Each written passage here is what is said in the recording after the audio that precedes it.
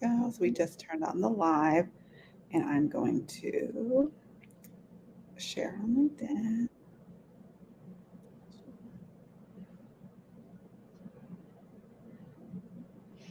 Because once we go live, it kind of tells me.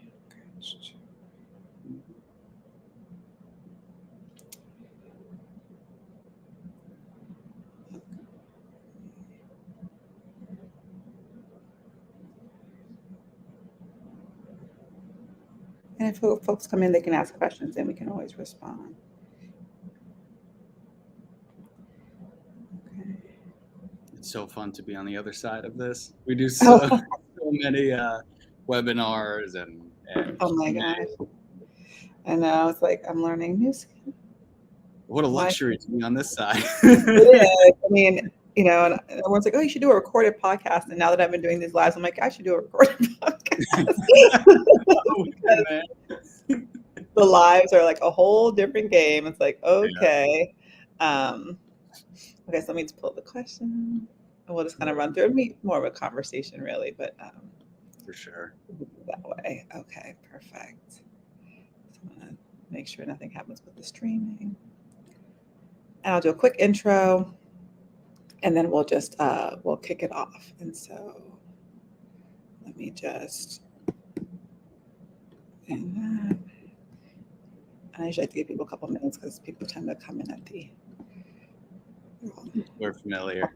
And yeah, you know the deal. It's like you got to give it a little, a little that time, I guess, and then a small talk.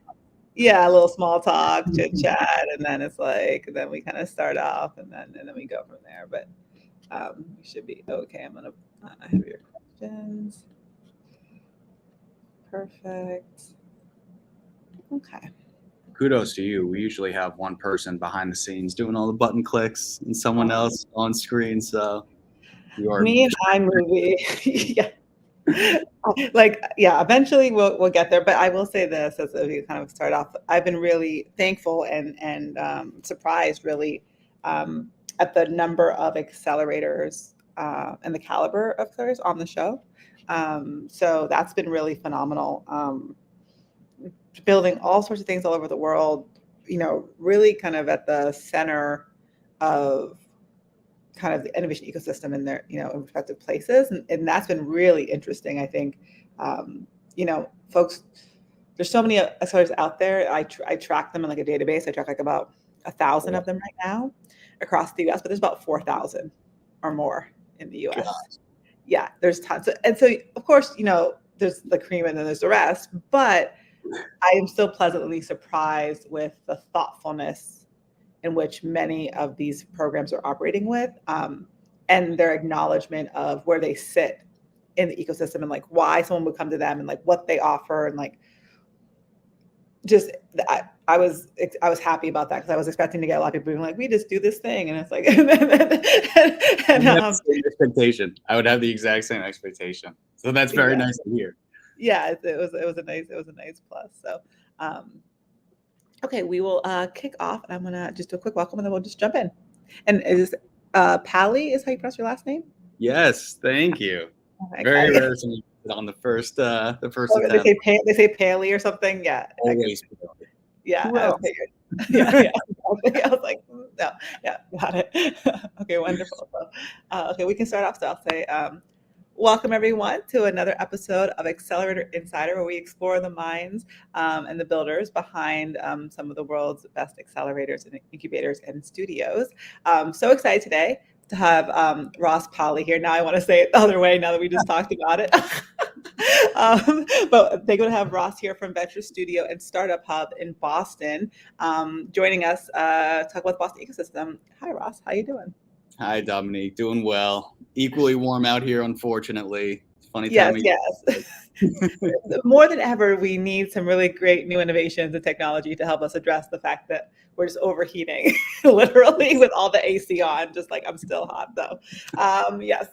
And so, you know, I think folks can read about your background in on LinkedIn, so I don't want to go too deep into that, but you do have a lot of experience in this ecosystem over the last like decade or so. So I'd love to maybe just start off just kind of laying the foundation here.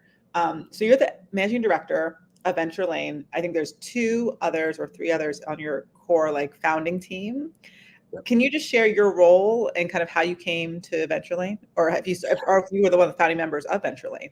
For sure, yeah. Yep, been here since day one when the Venture Lane space was mostly concrete and wires.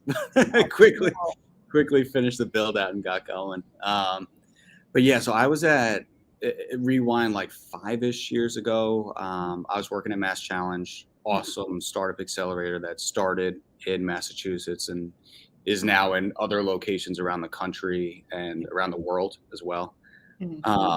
So I was at Mass Challenge, also doing Founder Institute, Boston Accelerator program, nights and weekends.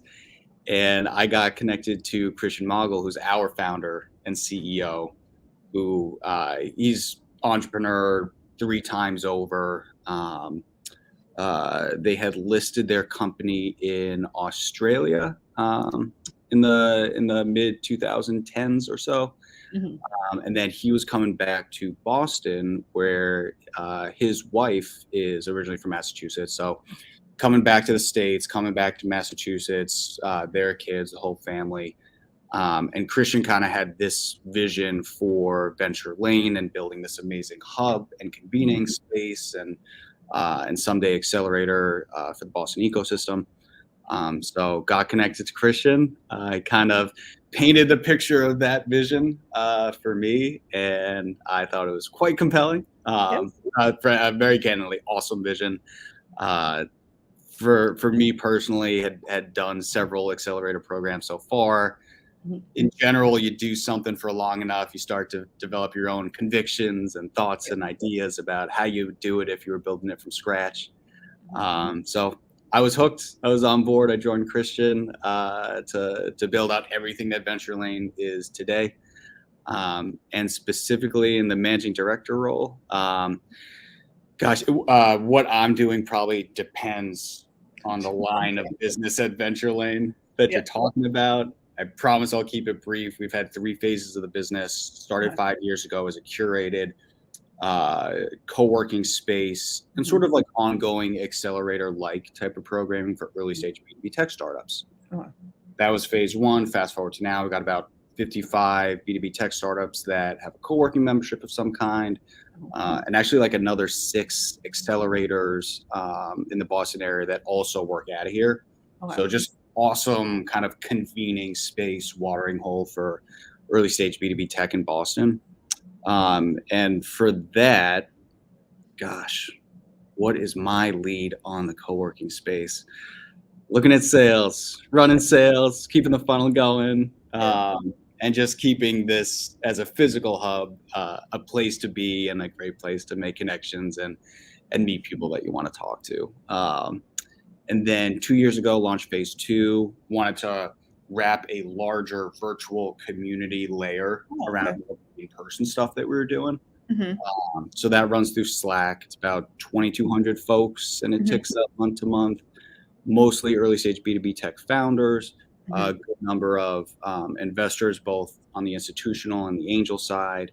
And then big group of mentors. That's more of a mixed bag, but it's mostly director to executive level at a growth stage B2B tech company. So those folks have awesome experiences and expertise to share.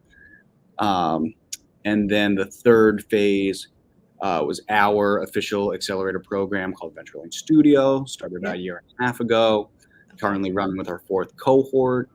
And I'd say for me, there's making sure all the trains are running on time when it comes to all things program. But also definitely leading the sourcing effort and getting tons of awesome companies kind of into Venture Lane's purview. Awesome. Okay, so we have a lot to talk about then. And so I was probably in Mass Challenge as a participant when you were at Mass Challenge as an employee in 2019, 2018, 19. Yeah. Probably overlap there as well.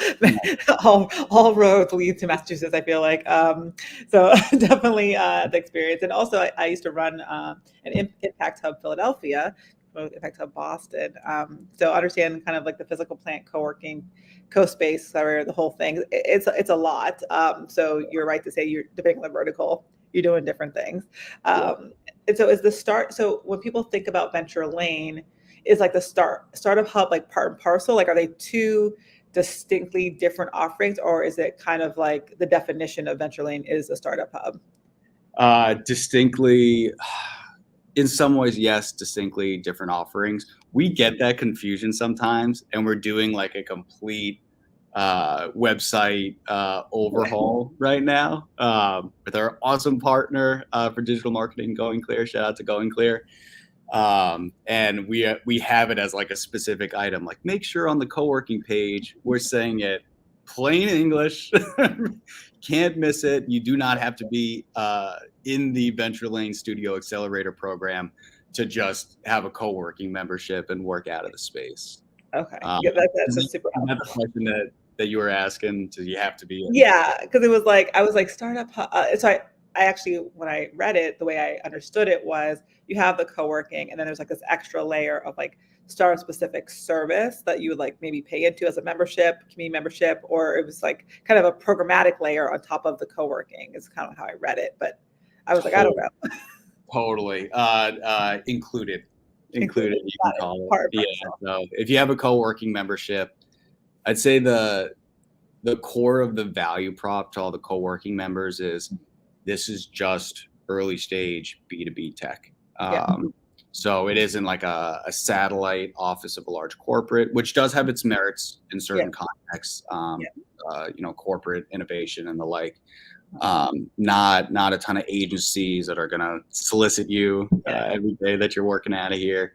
So this is, hey, you want to come into a space where you're around other early stage, high growth B2B tech founders, Venture Lane. So that's the core value prop. And yes, we have plenty of events and programming that we do monthly that all of these folks, of course, have access to just by nature of being here. What do you say to the folks that are doing B2C? Are you like, are you trying, do you have an enterprise client? What's we were just having this we were doing some like internal strategic planning. It's like, should we just making it, open the door to everybody at this point? I don't think we're quite there yet. But frankly, like, we don't get a lot of inbound and inquiries from consumer tech or direct to consumer CPG. One of the main reasons that we crafted Venture Lane as specific to B2B tech is that's kind of what's mostly here in Boston. Yeah. I don't know, there might be Boston folks that are listening to this, like, no, you haven't heard of. And I'm sure you're right. I do not see all. But frankly, like, B2B tech is, a little different than the West Coast. It is most of what we see in the Boston ecosystem, at least. So it's not like we have direct to consumer folks banging down the door every day. Like let us in. It's mostly what's here in the first place.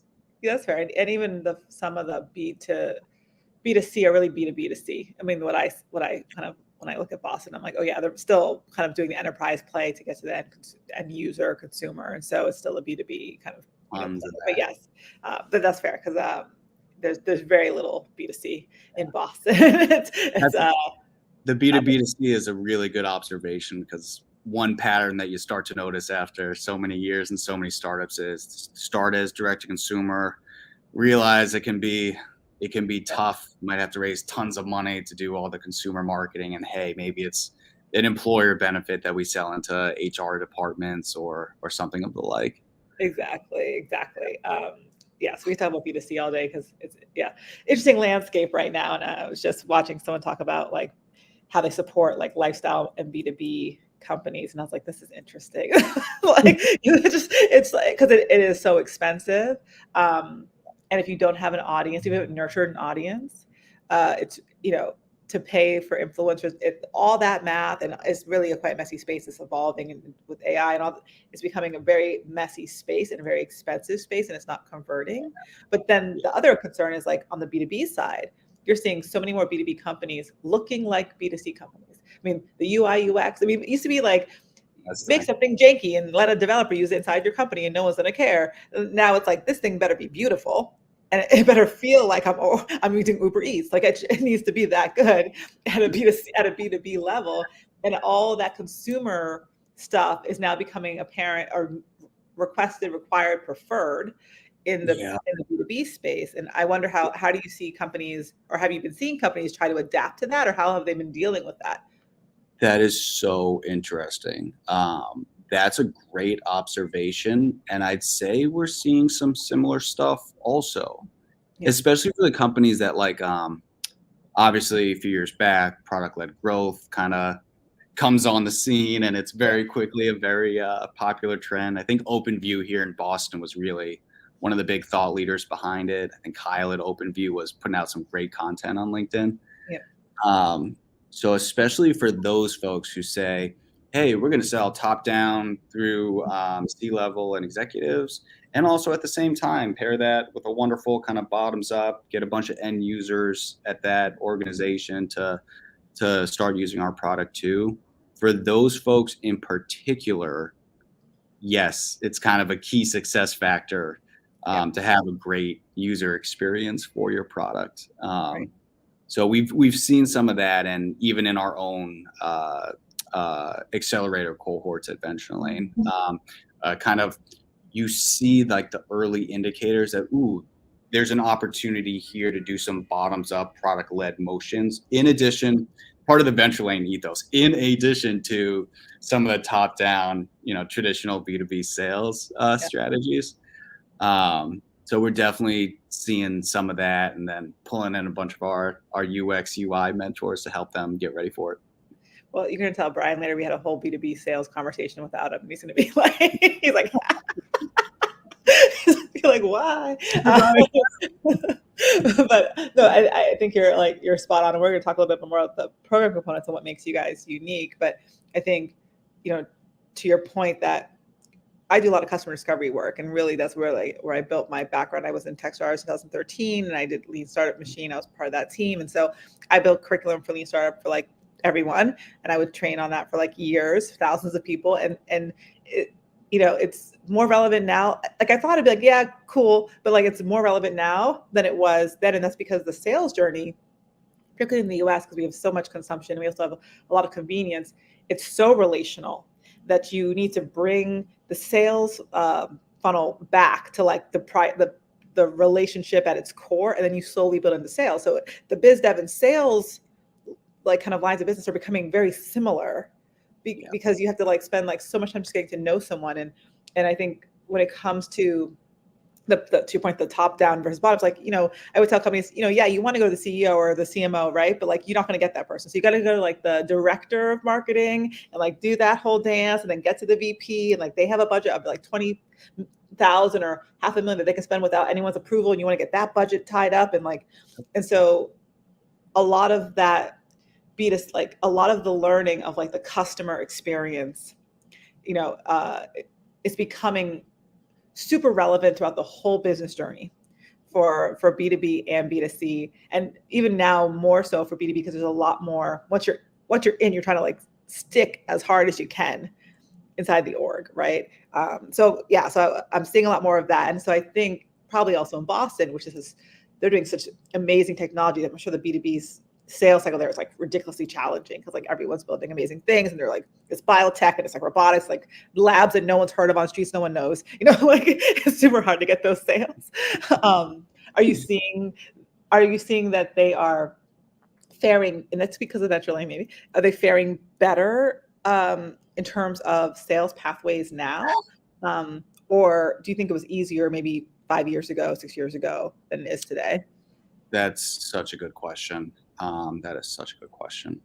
So one thing that makes the Boston tech ecosystem great is there's been some large macro trends in the last 2, 3, 5 years or so that put a lot of the types of tech that Boston engineers, founders, product folks have always been very good at, and developing some of the coolest stuff in, kind of front and center on like a global stage. So of course, climate sustainability is huge groundswell of support in the last 2-ish years, especially, I would say.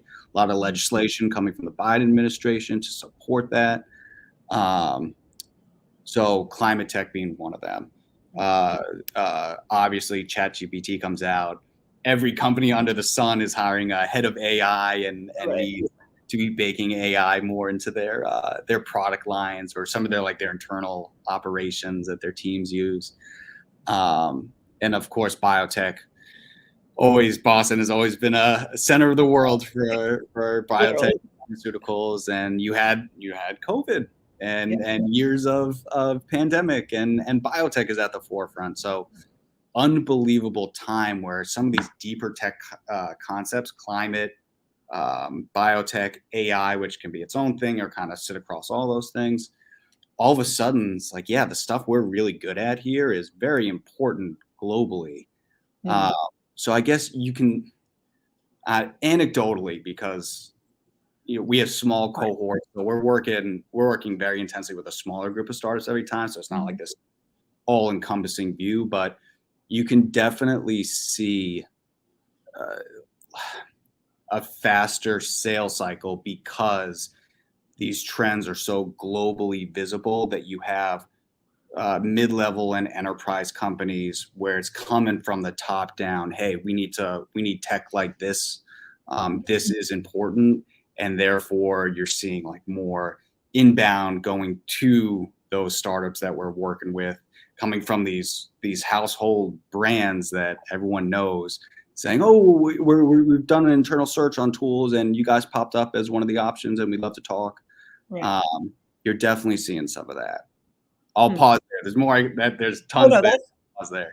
Super interesting because it's Boston is so pragmatic. Massachusetts is so pragmatic. It's like they're spending years cultivating it, just waiting for the timing to work. Like we know what's coming, and that's part of the Boston ecosystem, that ability to play the long game compared to some other newer ecosystems that you have to kind of, I always tell founders, like, you have to kind of know where you live and what you're doing, because like the context really matters, and like what might work in Boston won't work in Austin or won't work in LA or whatever, for various different reasons. So you have to kind of go where your tribe is, not just from a technology perspective, but from a kind of communal and environmental perspective, because so much of that work was built in labs and through the universities and so on. And so like they have the cash to sustain that journey. Yes. And you have folks that are like in, Georgia Tech or wherever they are, and they're building really cool stuff, but there's no infrastructure to really support that journey over the next 10 years. I mean, I watched the little video from I always call it iRobot, but it's like the massive robot labs. Like they have like that video. I'm like, this is iRobot. It's like in real life, I'm watching the journey of this thing coming to life. And I'm like, that took 20 years. Right? They were getting funded for 20 years, right? So like you have to kind of know where to go depending on what you're trying to build, right? And so I think Boston has been very thoughtful about the narrative it's been crafting. And so Venture Lane is kind of new on the scene. Yeah. But yet it still feels like it's becoming like the center of kind of like the non-academic tech ecosystem. So if you're not already doing it at MIT, you're not already doing it at Harvard, like you're going to Venture Lane. Yeah. Are you feeling that same thing happening? I mean, there's other co-working spaces, but they're not really branded in the same way that you guys are branded. Are you guys becoming the new kind of central kind of hub for that behavior and activity in Boston? We hope so. No, I think after 5 years we can start to stake that claim. I mean, it was intentional from the start for Venture Lane to be a convener of some of the silos that are in the Massachusetts tech ecosystem, because we have some unbelievable institutions. You already mentioned it, Harvard, MIT. They're not going anywhere. There's unbelievable technology being developed at those places, unbelievable brain trusts of people. And we also have tremendous early stage funds in Boston, names that plenty of folks are familiar with, and a good number of accelerators. We always, the vision was for Venture Lane to be the place where all of those folks can come and exchange and communicate. And I think we're doing a pretty good job with that. And it's a lot of that is we're going to have an event, or we have our Slack, where we have folks from all of those silos coming in and exchanging and being part of a shared community. But we also intentionally kind of go out as a team, build relationships with all of those sub communities to help build the bridges between them. So plenty of us on the Venture Lane team are going out to the Harvard iLab or over to Boston College or Babson or MIT to do some of the workshops that we do at Venture Lane Studio during our program for programs there or university entrepreneurship centers there, just to build bridges. So yeah, a lot of collaboration work on the part of Venture Lane. I think about, District Hall was the only other place I could kind of bring to my mind of like, okay, where are they? Because it's, I give it up to your founder because, in a saturated market, he really kind of found a product market fit. Now timing could have played a role, right? Because he also, I'm assuming you guys own that space. Is it a lease or is it you own the building or own the lease? Okay. Yeah. So this is interesting, right? Because so many places shuttered because they didn't own the buildings, right? That's why we were kind of thrived in that moment. Industrious kind of like showed up and was like, we're doing things and we can exist because they own the buildings. And a lot of places closed. But it's a very nuanced value proposition, right? Because if you go to like the CIC, which has companies that are a little bit bigger teams, but they don't really have, it's really workspace. The snacks are on point, like the free snacks are like, damn, you know what I mean? Like, but like, that's why you go there. And then a vast amount of conference rooms. But like, other than like that, they don't really have a community in terms of the actual buzziness of the space. Yeah. So you go to Venture Lane, there's a lot of buzziness, right? And it's like this really interesting mix because you have like these solo or like team of two, maybe three max, like founder teams building incredibly high growth companies, right? It's a very specific sub niche of the category that you guys like tapped into, where they actually really didn't have anywhere to go. Even before COVID, you could say there were co-working spaces, but there's only like one or two other like hub-ish places. And I don't think they've really matched kind of the magic that I see a little bit when I go to Venture Lane. Do you think so? For all that to say, besides just giving you a little bit of like kudos and flowers there, what do you really attribute that to, like that vibe that you guys have created? All of the members themselves. It's obviously a risk from the get-go to say, hey, unfortunately the doors aren't open to everyone working across any type of business or any type of industry. It's a risk because you're narrowing your funnel down to just a subset. But just kind of, I think we all just had a very strong conviction. This is B2B tech. This is kind of that high growth. Hey, we're taking outside capital, making a serious go of it, instead of just having any kind of folks who need a desk and a chair generally. And it's a risk at the start, and you'll find out in a little bit of time, was it worthwhile? And I think that we did, because what that led to is you have a bunch of folks here who have a very shared journey and story, and every day that they come in, they're with folks who are doing the exact same thing. So yes, that the buzziness and the magic feeling, we always hoped that it would come to fruition, and thought confidently that it would. And it's awesome to be able to say a few years later that what we thought the ecosystem would need, got that feedback from folks in the ecosystem, mostly the founders themselves, that that's a space and a community we'd like to be a part of. It was definitely like when I went to visit, I walked around, and like I walked by Clem, he used to run Techstars, and I was like, hey Clem, he's like, hey Tom, he's like, you didn't tell me you were coming. I'm like, I didn't know you were here. Like, what are you talking about? So I think that was a testament to the ecosystem and how much they value what's being created there. So you have a lot of folks who are also kind of leaders in the space, in the ecosystem, also going there as well, right? Not kind of creating shop somewhere else. So I think that just speaks to the multiplier effect of what's happening inside of Venture Lane. And so you guys, started right before COVID. Yes. I went through it. So I think first as a physical space, how did that change like the physical space that you guys had just created? Yeah.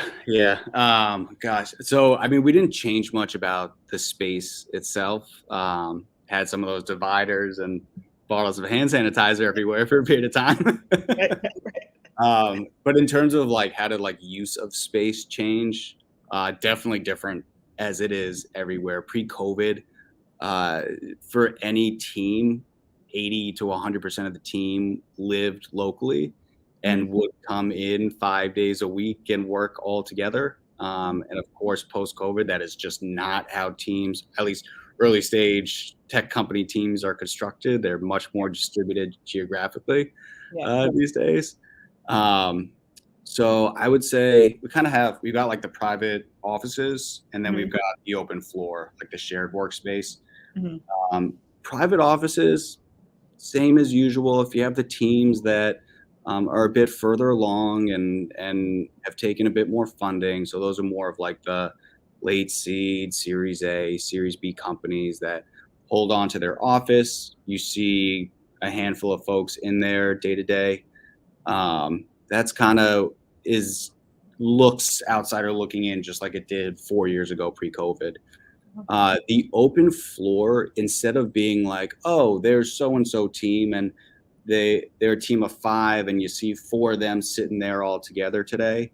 I'd say it's a lot more of like you have the founders, so CEO, CTO, whatever the title is, who are Boston based, who are out on the main floor, and their teams are so distributed. So they have folks working in other states, but they'll still do a good job of bringing the team together, whatever, once a quarter, once a year, twice a year.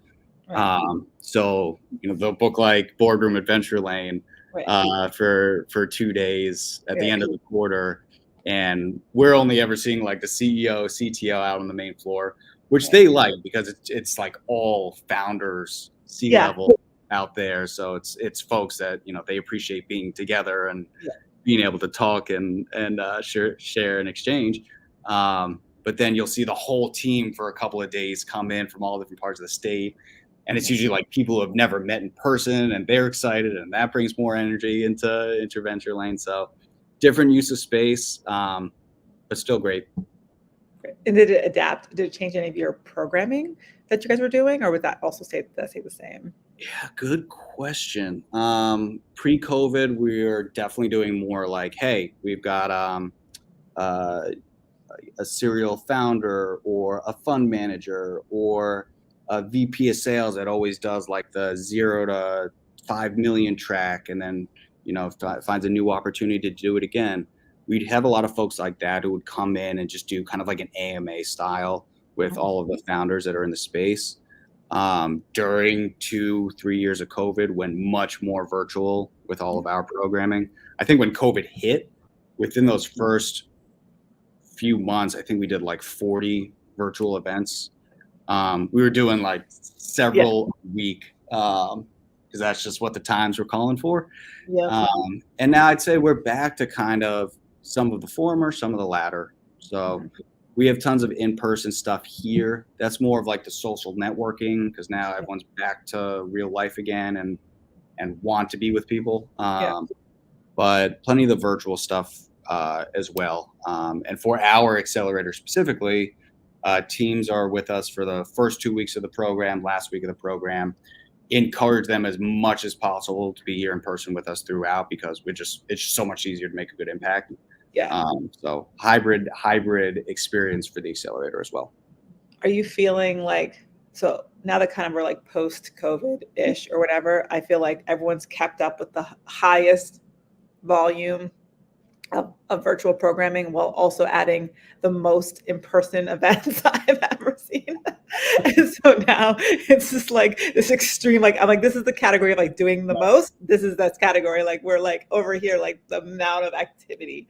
So one, do you feel like the ecosystem is like disproportionately crowded right now, like post-COVID? And if so, is there like a signal noise issue happening where like, is it harder for Venture Lane to stand up, or are you guys just on the groundswell and it's like, it's all just coming toward you anyway? And how are you taking that? Oh my gosh, no, we definitely experienced exactly what you're describing.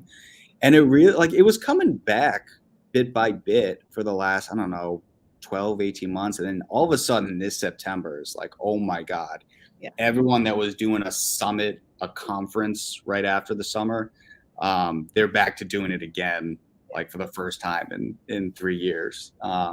So we just kind of went through that September. So I think the conversation internally for us is a lot of the larger in-person events that we do, like twice a year we do our Candid Company dinner series. We have 100 founders for a sit-down dinner somewhere in Boston or Cambridge. We have a special guest speaker. So we just had Vishal and Chris, the co-founders of Link Squares, for our last Candid Company. Other speakers, we had founder CEO Pat of Notarize, had CEO of Toast, so like awesome folks with amazing founder stories to share. So plan was to do those one of the times in September. And after we just experienced this unbelievable September, like everyone's back, we'll probably look to maybe do that in October. So little tweaks to kind of fill in the gaps of these crazy times, like coming back from summer. Yeah, it's been intense, and I've been like, I'll see you on the Zoom, because it's been like it's an incredible amount of travel and event programming, and it's important though, useful, but it is a little bit noisy, and it can be hard to figure out what's going to really drive the value. I mean, I saw this question that one of the founders about like how much they value in-person events currently, and like where, how much of their time do they want to spend on it. And all of a sudden you start to, here we already kind of knew, which was like, it's really about who's in the room, right? And being in the right room with the right people. And I think from what I can tell from Venture Lane, you guys are doing a really good job of that curation. I mean, you're, again, to the founders, a great third or fourth, depending on his company, I don't know what company this is for him, example of like product market fit and kind of early validation, kind of building the sticky flywheel around like a very core customer with a simple value proposition. I think did that beautifully, right? And so you're starting to see the benefits of that as you add on layers and layers and layers, but that core is really sticky and really what people drive toward Venture Lane.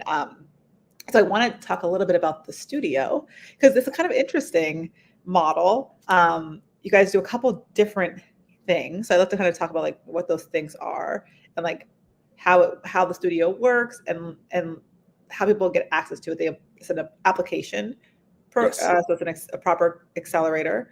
But like, what's the phases? How does it work? What's the cycle for that? For sure. So we run our accelerator twice a year.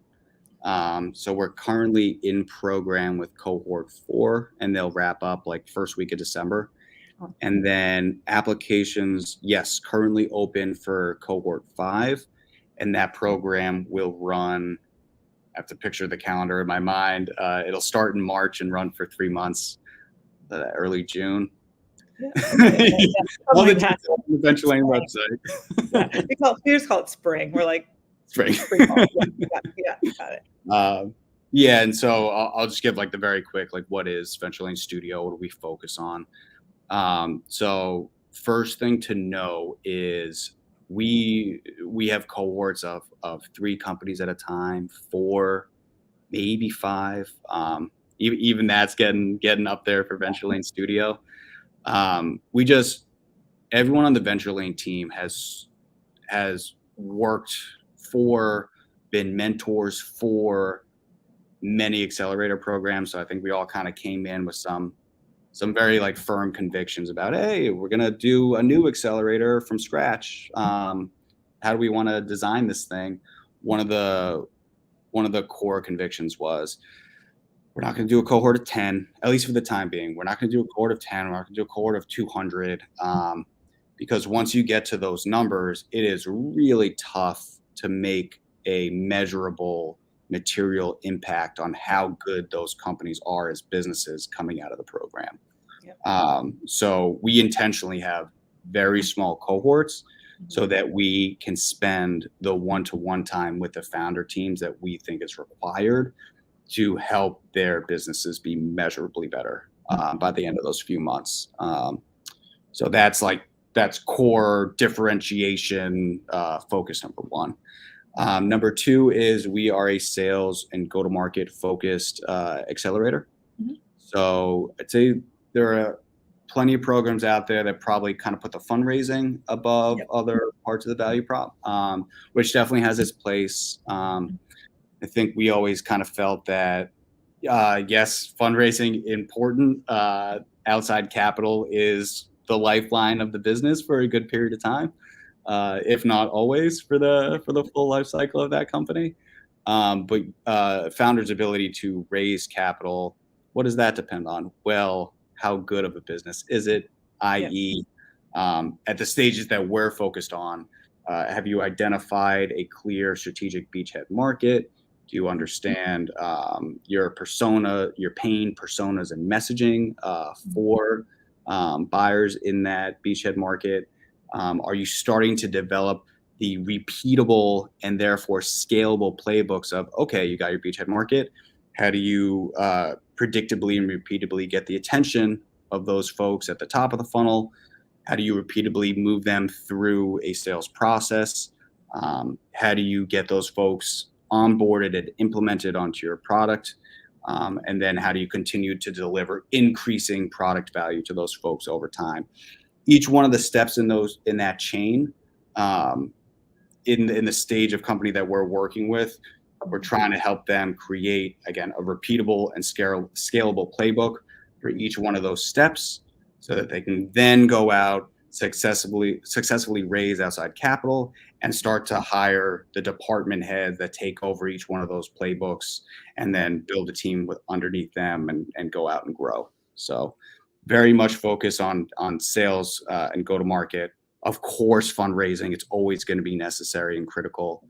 And if there's kind of like a third leg to what we do, we focus a lot on leadership and company operating system and management routines, which I think is a bit different than a lot of programs that are out there. So Christian's kind of the guru of all things, OKRs, leadership, management, right person, right seat, those sorts of concepts. So that's one of those. By the end of the program, you do like the, hey, we know you came here for the sales support. Do you feel like we made an impact there? Yes, great. Where did we make an impact that you really didn't anticipate coming into the program?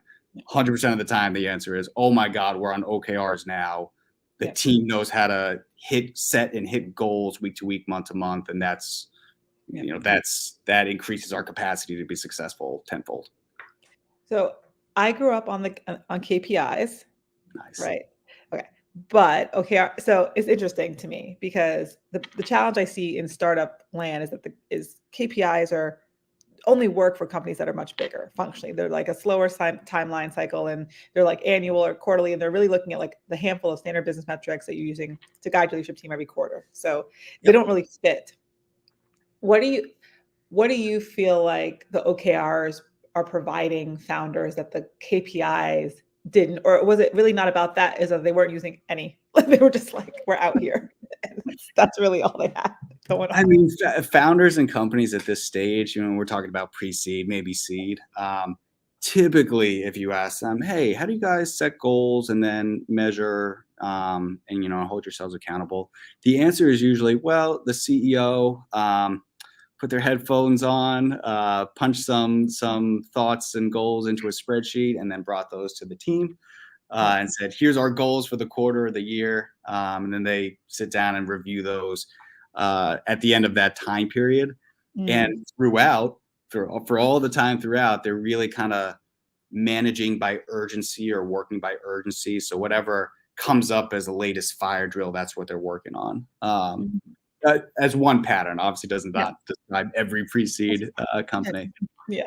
But in terms of like OKRs working for early stage companies, we've definitely we've tweaked probably what a traditional OKR framework looks like to work better for an earlier stage company. And in terms of like the value that it's providing, first, alignment. If it's just the CEO that goes home, punches a bunch of goals into the spreadsheet, goes tells the team, here's your goals for the year. Let's march after it. Not the most democratic, not going to get the most buy-in from your team. So we kind of we facilitate strategic planning sessions for the teams that are in the cohort. And we say, bring your teams into this Right. strategic planning session. If everyone has a voice in crafting the strategic priorities for the business, guess what? When they go to execute and make those and hit those goals, their motivation level is going to be a lot higher than if they were just handed that goal and said, here, go march towards it. So alignment is a big one. Accountability, also important. So you can set goals with OKRs, but the implementation of measuring those, how you're tracking on those goals week to week, month to month, is equally as important. So we have teams meeting Mondays, Thursdays, twice a week. Everyone has the KRs that they own. Everyone has the projects that they own. And we're looking at those things and as a complete team twice a week, so that if everyone decided this is a critical KR for the business for this time period, and this is a critical project this week for moving the needle on that KR, the owner of that project, if the project is kind of lagging, then the discussion is this still a priority? Maybe it's not. It was a priority last week. It's not a priority this week. If the answer is yes, what's the holdup? Well, I'm a bottleneck because I also need to be doing this. Great. Let's address that. Let's get support from someone else on the team. So after alignment, it's accountability. It's clear to everyone who owns what. You're looking at that every single week, and you're instilling an awesome culture in your team that says, no, we're all going to look at stuff every single week and make sure we're all on top of what we all decided as a team, as one unit, is the most important stuff for our business in this time period. So yeah, alignment, accountability. And if there's one third core value prop of all of this, it's getting the whole team used to the behaviors, the habits, the rhythm, the day-to-day work rhythm of what it takes to do what you say you're going to do. Because these teams don't have an official board of directors yet. Yep. They have some key advisors. The day is going to come soon when they have a board of directors and there's voting rights. And the CEO is going to have to get up for the first time and say, we said we would achieve this by Q3 or by end of year, and here's how we did. And if you haven't instilled in your team the ability to do what you say you would like to do by the end of a time period, it's going to be a much more anxiety-inducing moment for that first board of directors meeting when you're missing goals. So that's it. That was a lot of me. That's awesome. No, that was awesome. And I wish I could. So we did get a question. So yes, Venturelane is doing great work. Thank you for the comment, LinkedIn user. And then we did have a question. Someone said, Venturelane Traction Studio looks interesting. Saw on your website it's helping B2B software startups get traction and repeatable success. Curious, what sort of tools and resources do you provide? So I think you talked a little bit about that, but do you want to expand on any part of it? Yeah, I'm guessing that's like what sorts of tools and resources specifically when it comes to sales. Most likely, I would think. I mean, the OKR. I mean, everything else is kind of built in house, right? Like the OKRs and all that stuff. Maybe you're doing. Are you guys doing discounted services, like partnerships or things like that? Oh yeah, that stuff we have plenty of. Honestly, if anyone's listening in and you want to get access to an awesome perks package, cloud credit, whatever it might be, you just have to be a member of the Venturelane Slack workspace, and you have access to our full perks directory. There's awesome stuff in there. So I think you can actually hit the apply for the Slack button on our website. We'll see it. We'll let you in. But yeah, gosh, trying to condense it into a few bullet points, because 80% of what we do during this program is, hey, how do we help this company be great at sales? I'd say.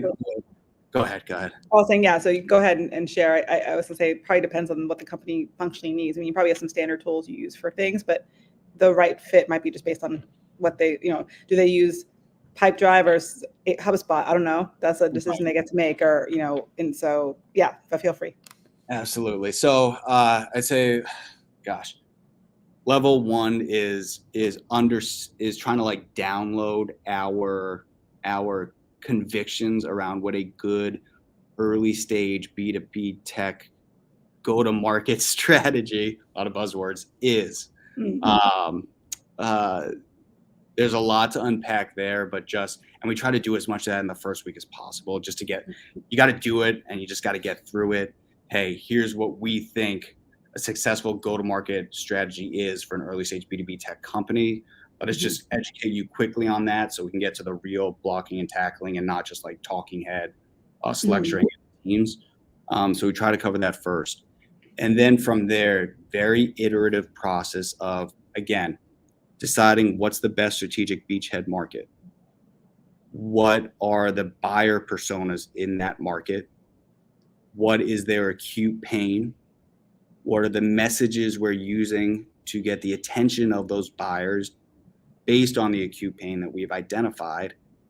And then what is the repeatable stages of the sales funnel process for moving them through the funnel to signing as a paid customer, and then there's product work and implementation afterwards. So that's us, largely Brian Denenberg, who's like all things sales guru on the Venture Lane team. Dominique, sounds like you know Brian. Yes. Yeah. So a lot of this are his kind of like playbooks and things.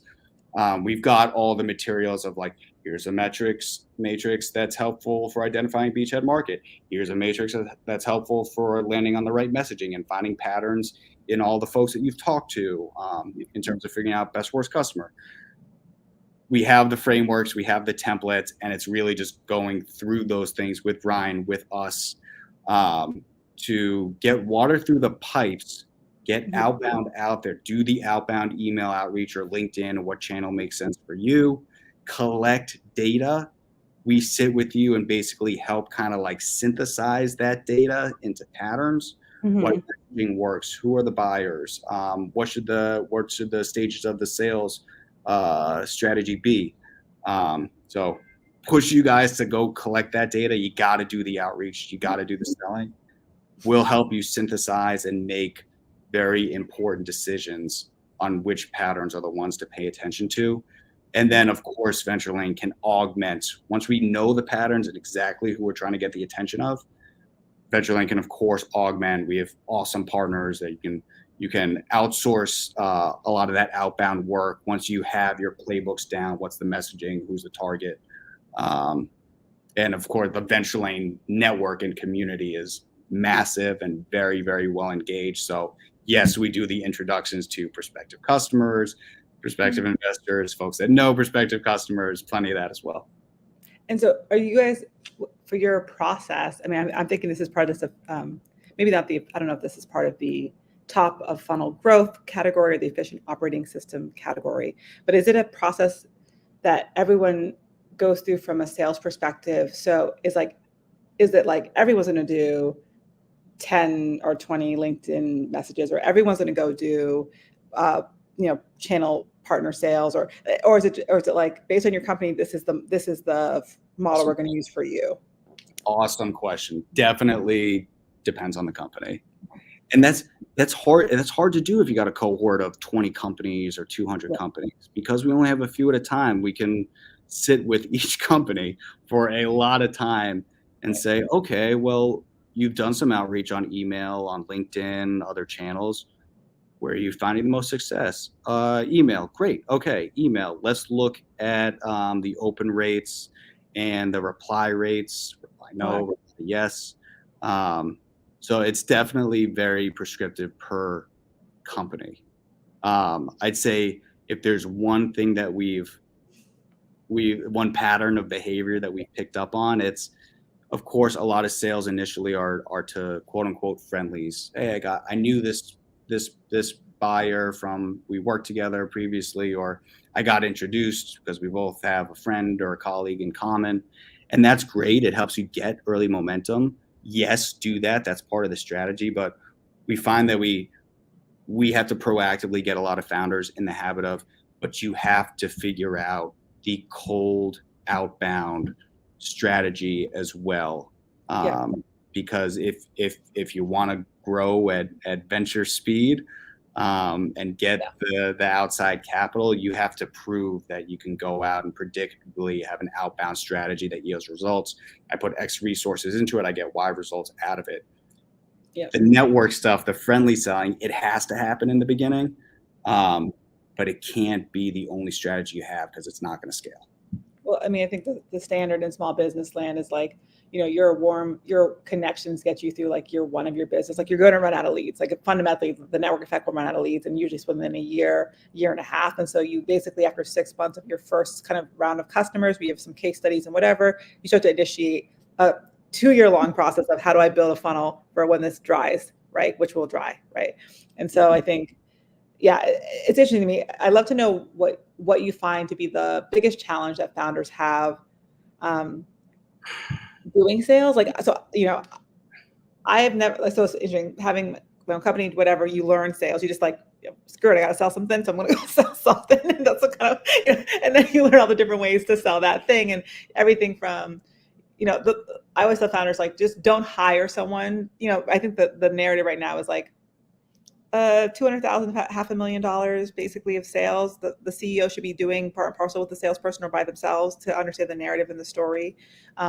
Because once you get to get the marketing language right to then go and do like mass sales and give that playbook to a salesperson, you kind of need to understand it better. But because I know they always want to hire someone first. Like, let's just hire a salesperson. Like, yeah, I'd love to know what you're. Let me show you how many times that hasn't worked. Yeah, exactly. You're like, how much money you're going to spend to make that not work, right? It's like, so what are you seeing as the biggest? Are folks coming in with a hurdle? Like, are they like, I'm ready to go do sales, that's why I joined this, let's go? Or are they coming in like, I know I need to do sales, but I don't really know how?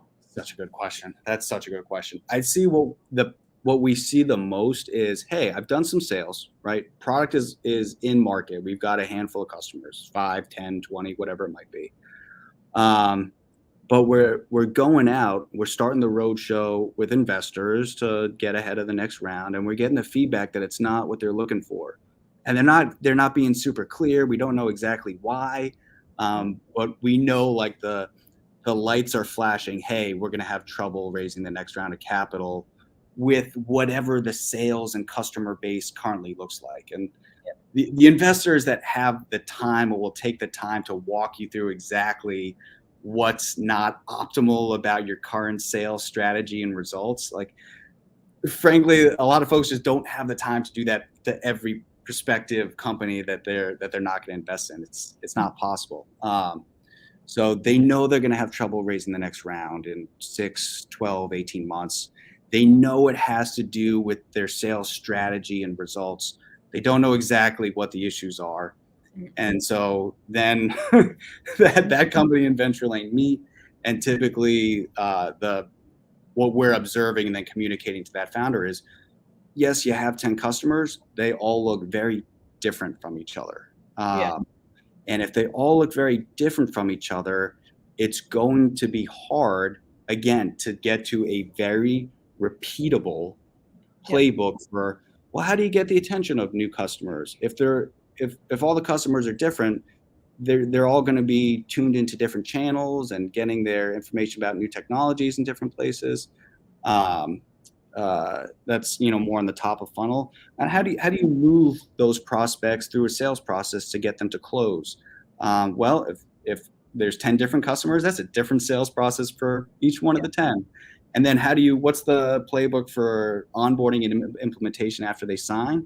And then how are you increasing product value and therefore revenues over time with those customers? 10 different customers, they're going to give you 10 different product roadmaps for how they would love the product to evolve over time. So to answer your original question, the toughest thing that we see for founders who are doing sales for the first time is having the discipline to say no. Oh, we got this amazing. They want the product. They're gonna sign. They're gonna pay us upfront for a year right away. Yes, but they don't look like any of your other customers. It's a little bit of revenue now. That's exciting.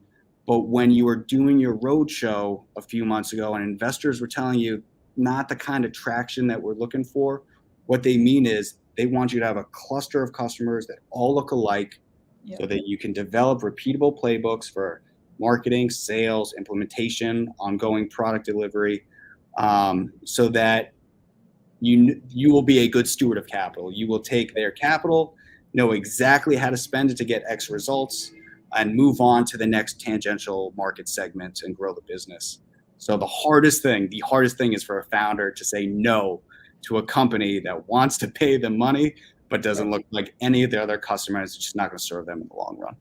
Well, I think part of that, to your point, is spot on. And so I always try to separate like the story of your business to the actual business itself, because there's a story you get to tell about your business. And so when folks end up in that situation, I oftentimes say, hey, the story you want to tell here is actually like you're learning and testing through, not that this is your customer, right? Now, all of a sudden, if I'm an investor, I'm like, okay, well, I can handle that. I can handle, like, that's not the fit, but I can understand that you're doing it for whatever reasons. Then the question becomes, well, what did you learn that helps you get to this end goal, right? That's more streamlined.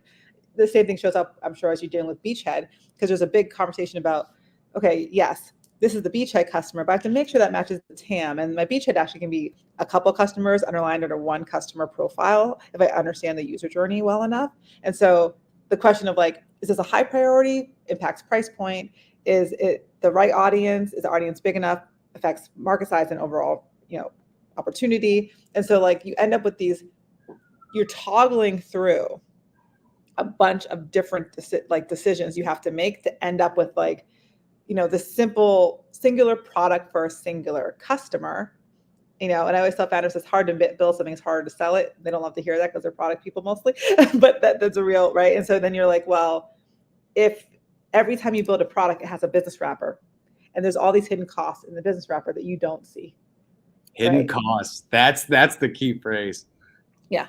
And that's the biggest challenge. So I could assume that if they're like building big things, and they're probably getting pretty big checks as a B2B SaaS company, they're like, wait, but that's $1 million, or like that's $500,000. Like, why would I not do that? And you're like, well, you don't even know the sunken cost. Like, there's all this other cost, technical debt that's going to be actually required to build this thing. Yeah. So what's the story about why you would do it now? Like, tell me the story about why it makes it worth it. Absolutely. And for a first-time founder, there's no way they would know what the hidden costs are. They wouldn't know. And that's largely the role of an accelerator or a venture lane, is to educate first-time founders on what those hidden costs are. And after you do that education, then you can get back to finding the beachhead customers. Right, clearly. So we're at time, so I want to be respectful of that. I have one kind of closing question for you here about this topic. So, business school. Okay, go to business school, learn a bunch of stuff in business school. Cool. Startup education. Is there a practical learned skill? Like, so there's entrepreneurship programs and whatever. Like, does it have to be? I mean, all learning needs a practicum. Fine, but is startup land? Is it practicum only? Is it really like? Can I take you through a course for 6 weeks and be like, or 12 weeks or a year, and be like, you should know enough now to now you'll fail through some of the stuff, but like you've learned it. Like you got your bachelor's and you learned whatever, calculus, like you learned it, right? Like, what do you think about startup education and kind of how people learn it? Because you're talking about nuances about basically a business school. Each one is its own track. If you want to be a manager, you do this. If you want to do finance, you do this. And so you're basically saying you're going to learn all those tracks at a light level for your stage. Can you academically learn it, do you think? That's such a good question. Oh gosh. I mean, core skills. I guess for us, core skills, and God, that list could be way too long. Core skills. 80-20 rule. How do you always focus yourself and your team on the 20% of activities that yield 80% of the results? Mm-hmm. I'm going to call out like 3 core skills. That's 1. 2, managing your team on an OKR framework. Put that right out there. Mm-hmm. And then 3, the discipline to light test something, validate or invalidate, double down on what works, throw out what doesn't work, and always save, whatever 20% effort for testing the new thing. Yeah. Those are like 3 themes. A good entrepreneurial DNA. Those are 3 things. Can you learn it academically? Yeah. I guess. Well, here's another question, a closing question here for you on this, for Yeah. your personal journey. So maybe you can't, do you think it's something, so it's a skill that's learned, sure. Do you think that it's also a talent, a nature, a way of being? And I say this because the things that you're talking about, like, so I just learned them by doing them, right? In accelerators, not just, I learned it by doing. And then I found out as I went into the market for like in my career, like, oh, I know how to do this. And I'm thinking what I'm doing is just like whatever I'm doing. And then I go and I'm like, oh, there's a playbook. And actually what I've been doing matches that playbook by virtue of what the work requires. We're all doing it the same thing anyway. So, yeah, do you think it's something that, like, yes, you can learn it, but is it more like, are there things that you just knew, like when you heard it, you're like, yeah, of course, obviously I already knew that, but you didn't know how you knew it? Honestly, all three of those, I mean, you could make a list of 20, but those three core skills, those are habits. That's behavior. Those are habits that you have to form. So like you just said, like learning by doing, I would be so impressed if anyone could start doing any three of those things effectively right at the get-go. I couldn't. I wasn't always doing those three things. I don't build habits. You have to change your own behavior about how you approach all your day-to-day work. So you can learn the concepts academically, of course, but you gotta to take the learning, the knowledge, and turn that into habits. And turning knowledge into habits, I don't know a way to do it other than, like you said, learning by doing over a period of time until that new way of doing things becomes habitual. Does that answer the question? Yeah, no, well, I always wonder this because I sometimes people ask me things like, how do you know that? I'm like, I don't know. They're like, what book did you read that? I don't know. Like, like, right. Like, I just knew that it was obvious. It made sense. I did the thing. And so I always think about like learning by doing, or just like how you're like pulling in information, which maybe talks to the ecosystem part, like just by virtue of being in the room, you just pick up these things that you don't even know you're subconsciously picking up. But because you're, like, as you're talking about the stuff for sales, I'm thinking to myself, well, anyone who does sales would know that, right? But they're not doing, like, the things that you bring up are very obvious, but maybe they're only obvious once you've done them. Of course. Right. Of course.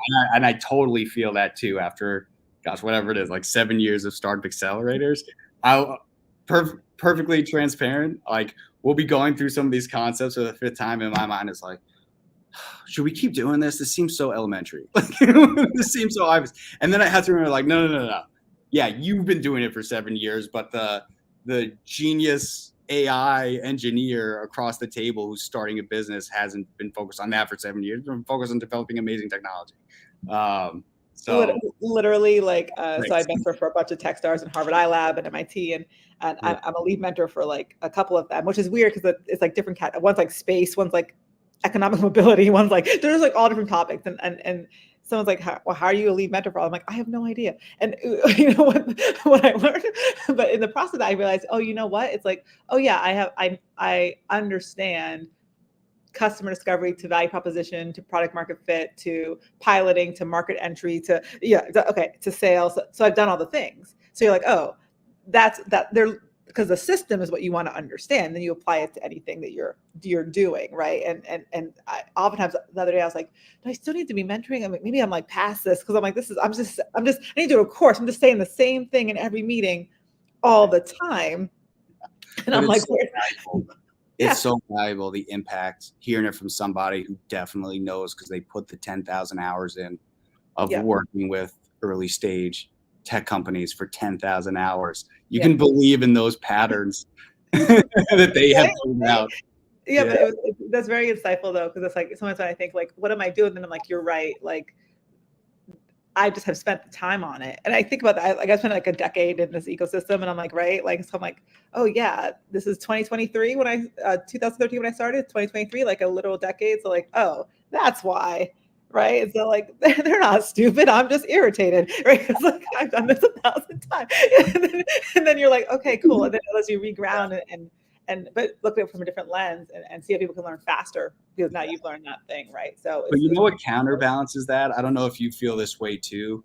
Like if you were doing that mentorship advisory work for a company in the same industry or building the same technology every time, be like, oof, this is way too competitive. I'm way too ADD for this. But the fact that it's always a different industry, a different technology, a different market, that keeps it fun. That keeps you stimulated and curious. Yeah.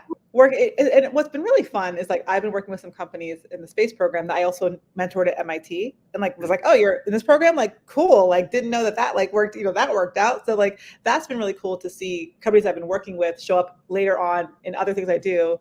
And they're like, oh yeah, we worked together. We did all this stuff and that's what I used. And I'm like, oh, that's what you used to get into this program. That's amazing. So that does keep me kind of plugged in. But one thing I will say, maybe this is something for you too, I've honed a little bit more of a skill set around assessing founder. So I was working before, it was like, here's a system, follow system. Now it's kind of like founder grit, founder quality, founder industry fit. Like it's those things. So when I think about spending time, I'm like, who has those things that makes this investment worth the time? Because you can now start to see other trends emerge around behavior for founders. Like, I can help you, but it's not really gonna, like you're punching a wall, dude. Like it's not going to really work. And so that has been a shift. Yeah. 1,000%. There's very clear, it's just kind of like entrepreneurial DNA because you know so well what the road ahead is going to feel like and look like. And yeah, it's a tough call, especially, if you're empathetic, high EQ, it's tough to kind of like make that call. Thinking inside your mind as you're having that first meeting with that person, can this person do it? Are they up for it? But it's impossible not to kind of suss that out and do that early. But you guys give equity, so you need to suss it out because you're like, this is the goal is to hopefully show some return on this investment. I think a lot of accelerators who don't have that criteria are like, we do it for the feel goods. I'm like, that's cool, and that there's an important part to that too. But when you start to think about kind of value creation and your contribution in value creation, it changes your perspective on who you work with and why.